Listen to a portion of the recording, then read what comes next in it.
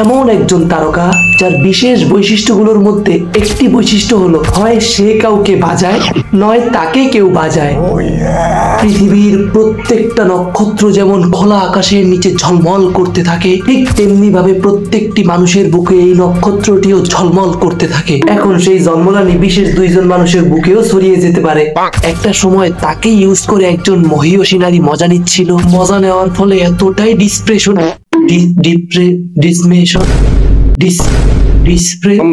में अभी हैं कोचिंग में है डिस्प्रेशन में सर अभी। হ্যাঁ, তো এতটাই ডিপ্রেশনে পড়ে যায় যে প্রায় 1 শতাব্দী সময় ধরে কবির সিং এর গান গাচ্ছিল। যত ভুল যত ত্রুটি তুমি কেন ভুলো না, প্রায় 1 শতাব্দী আগে থেকে শুরু হয়েছে তাহসান, মিথিলা, সৃজিত মুখার্জি। আরে বাপরে, 10-12 বছর পর এখন আবার শুরু হয়েছে কি তাহসান, রোজা আহমেদ আবার আজাজ না বাজাজ বেলাল। আরে আলাদা কেউ বাজায় নাকি?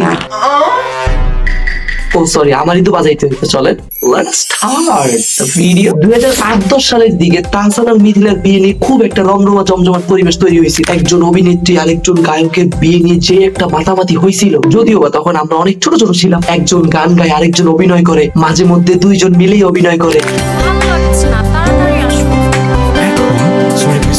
তাদের এই ভালোবাসার মধ্য দিয়ে হঠাৎ একদিন তাদের কন্যা সন্তানের জন্ম হয়। মেয়েটি একটু বড় হতে না হতেই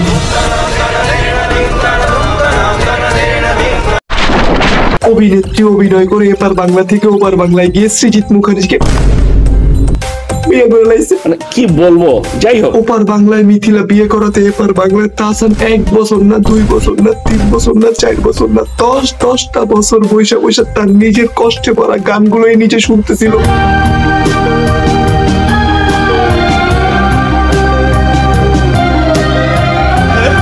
আপনাদেরকে কিভাবে বলি সে কি কষ্ট আমি একদম কাছে থেকে দেখছি। মানে ইউটিউবে গান আপলোড দেয় না, আমি দেখছি না। আমি আসলে আপনারা অন্য চোখে দেখছেন, কিন্তু আমি তো পার্সোনালি দেখছি। 10 বছর পর এমন একজন মেয়েকে তুলে নিয়ে এসে বিয়ে করছে। এখন তার নামেও 1000টা এলিগেশন। যদিও বা আমি কোনো কিছুই দেখতেছি না, শুধু খালি একটু ইনফ্লুয়েন্সার ছাড়া। ভাবি আমাদের অনেক অভিজ্ঞতা সম্পন্ন একজন মেকআপ আর্টিস্ট, দেশ বিদেশে গিয়ে তার হাতের ছোঁয়া দিয়ে মেয়েদেরকে মেকআপ করে আসি। যাওয়া আসার পথে কোথায় বসতেছেন, কোথায় খাইতেছেন, কোথায় হাঁটতেছেন, সেগুলোর একটা ভিডিও করে ছোট্টখাটো একটা, বেশি বড় না, ছোট্টখাটো একটা ভিডিও করে টিকটকে ছেড়ে দেয়। মানে influencer. Good morning, welcome back to my daily blog. বরাবরের মতোই আমার বেশ সকাল সকাল ঘুম থেকে ওঠা হয়। দিনের কাজ দিনই কোনো তাড়াহুড়ো ছাড়াই খুব সুন্দরভাবে শেষ করা যায়। সকালবেলা দাঁত ব্রাশ করে ভিডিও বানাইলেও 7 লাখ মানুষ দেয়। ও মাই গড, ওরা চেঞ্জ করতে হইব মনে হইতাছে। আর ভাবি আপনি প্রত্যেকটা ভিডিওর ব্যাকগ্রাউন্ডে কেন কথা বলেন? ক্যামেরার সামনে কথা বলতে লজ্জা করে? সকালের নাস্তায় ছটপট কিছু বানিয়ে খেতে বেশি স্বাচ্ছন্দ্য বোধ করি। 3টা ডিম সেদ্ধ দিয়ে দিলাম, এখন টমেটো কাটছি, এরপর কাটবো পেঁয়াজ আর সাথে একটু লেবু। আর এই ব্লগগুলো দেখতেছি বেশি চলতেছে, ট্রাই করা উচিত না? বন্ধুরা, আমি আরো একবার ব্লগের নামে বন্ডামি করতে চলে আসলাম। ঘুম থেকে তো আমি আধা ঘন্টা আগে উঠে গেছি, কিন্তু এখন আমি আপনাদেরকে অ্যাক্টিং করে দেখাচ্ছি কিভাবে ঘুমাতে হয়, কিভাবে ঘুম থেকে উঠতে হয়। অনেকক্ষণ অ্যাক্টিং করার পর ভাবলাম যে না, এখন ঘুম থেকে উঠতে হবে, নাহলে অডিয়েন্স নিজেই ঘুমায় যাইবো। উঠেও আরো একবার শুয়ে পড়লাম শীতকালে ভেসে আসা রোদের একটি চুমু খাওয়ার জন্য। আসলে রিয়েল লাইফে কেউ চুমু দেয়নি, তো তাই রোদ থেকে চুমু খাওয়ার একটু অপেক্ষায় ছিলাম। ওকে আমার বক বক করা শেষ, উঠে ক্যামেরাটা সেট করে আবার ঢং করার জন্য বসে গেলাম। আপনাদের বিনোদনের জন্য নিজের মান সম্মান ডাস্টবিনে ফেলে দিয়ে পাশাটা একটু চুলকে নিলাম। এরপর ঢং করতে করতে উঠে ভ্যান করে দিয়ে যে একজন টাকলা বেড়ার মাথায় ছ্যাপ মারলাম। তাহসান এবং রোজার সুন্দর একটি বিয়ের পর তাদের শুরু হয় মিডিয়ার মাঝখানে কথা বলা এবং ইন্টারভিউ। যদিও বা তারা ইন্টারভিউ মিডিয়ার মধ্যে পোস্ট করে স্বাচ্ছন্দ্য বোধ করছে না, সাংবাদিক কি আর চুপ থাকবো?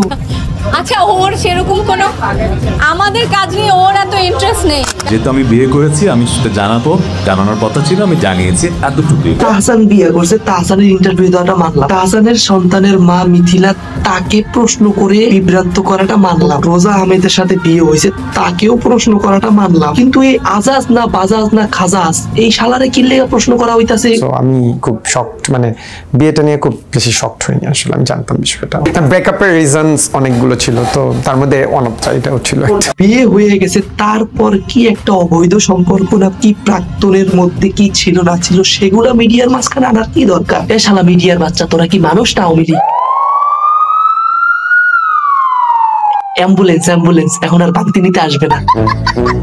রোজা আর আজাজের কেন ব্রেকআপ হয়েছে সেগুলোর স্ক্রিনশট তার ভাই বলতেছে রোজার ভাই মিডিয়া মাঝখান থেকে ঢুকে মজা নিচ্ছে। এরকম করতে থাকলে এই সম্পর্কটা বেশি দিন টিকবে না। তাহসান মিথিলার একটা সুস্থ সম্পর্ক ভাঙতে বেশি দিন লাগে নাই, আর এখানে তো অনেক ভেজাল যুক্ত আপদ মুক্ত অনেক কথাবার্তাই আছে। যদিও বা তাহসান আর রোজার এগুলো নিয়ে কোনো মাথা ব্যথার প্রয়োজন নাই, তারপরও তো আমরা একটু শুভকামনা করতেই পারি।